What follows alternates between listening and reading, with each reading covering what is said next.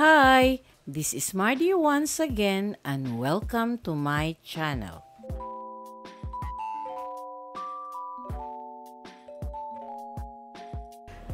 Hey everyone, this is Mardy.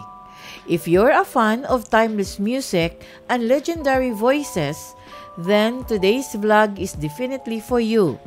We're diving into the life and legacy of one of the Philippines' most iconic artists, Susan Fuentes, the queen of Visayan song. From her early days in Butuan to becoming a household name with songs like Matud Nila, Usahay, and Miss Kita Kung Christmas, Susan left an unforgettable mark on the music scene. But it wasn't just her music that made her a legend. Her incredible resilience, personal struggles, and triumphant return to the stage make her story one of strength and redemption. So, if you're ready to take a walk through the life of a true Filipino icon, grab a seat and let's get into it.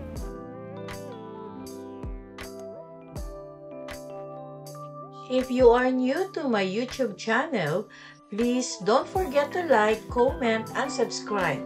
At para updated kayo sa mga susunod kong videos, please click the bell notification below.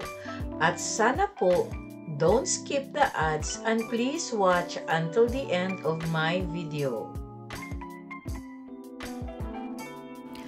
Susan Tuyugon Fuentes was born on November 1, 1954 in Butuan, a city in the Caraga region of the Philippines.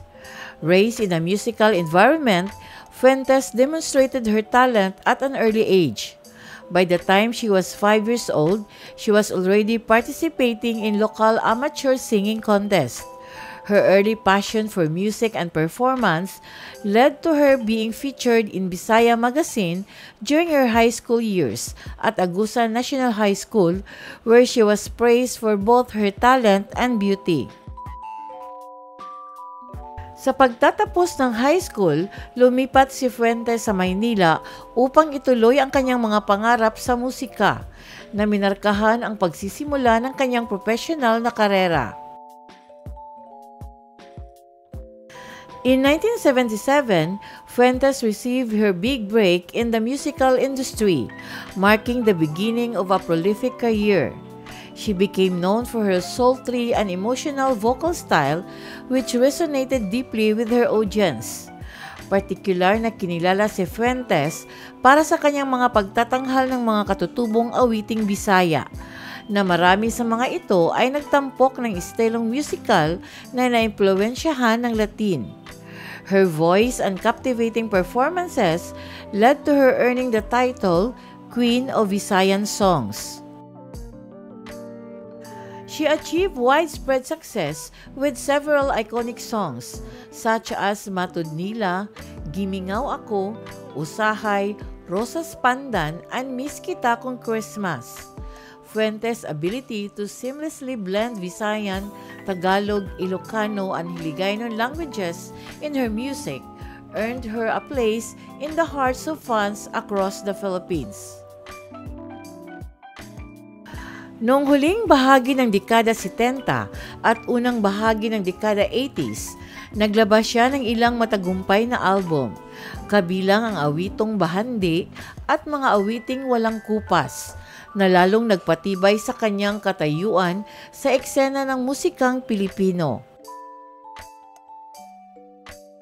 Sa kabila ng kanyang profesional na tagumpay, ang personal na buhay ni Fuentes ay nagkaroon ng kaguluhan.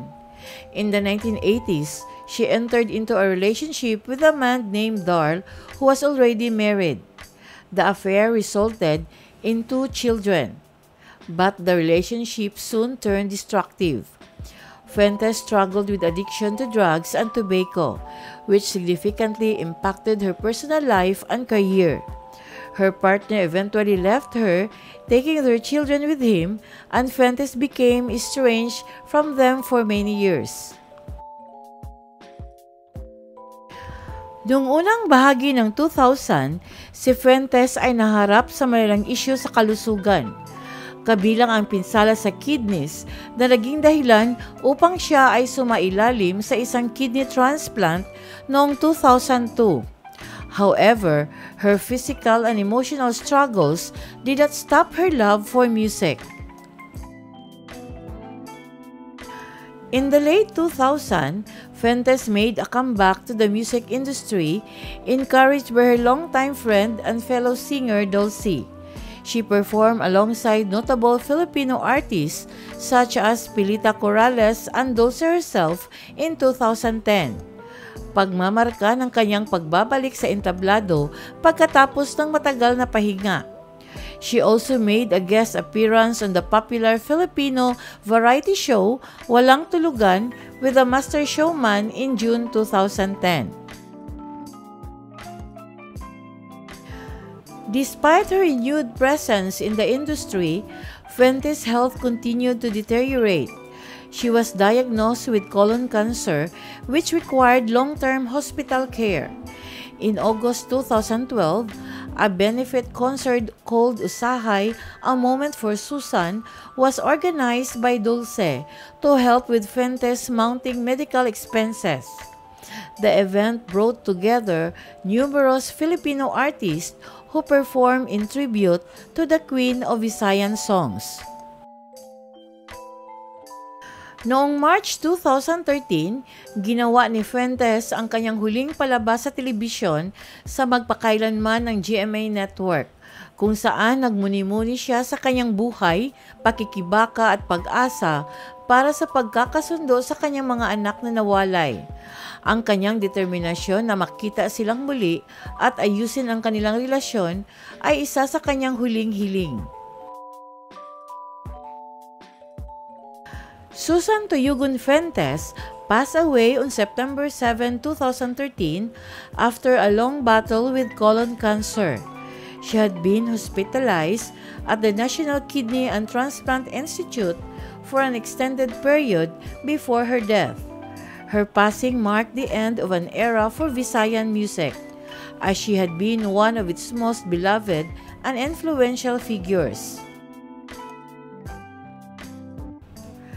Her contributions to Filipino music were widely recognized.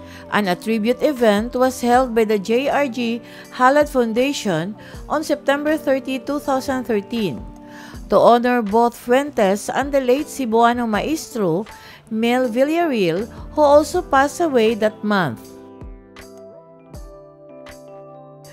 Susan Tuyugon Fuentes' legacy lives on through her timeless music.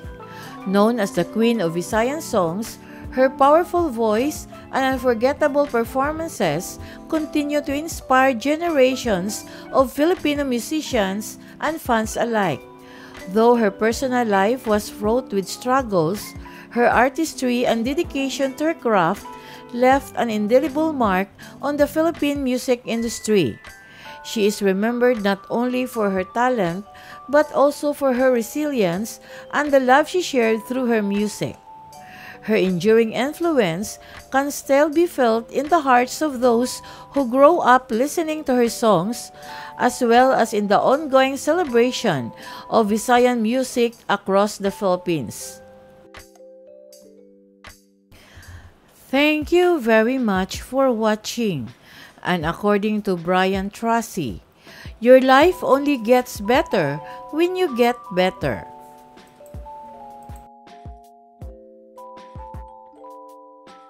Special thanks to my source from Google, enwikipedia.org, photocredits2, discogs.com, and inspirational quote credits2, pinterest.com.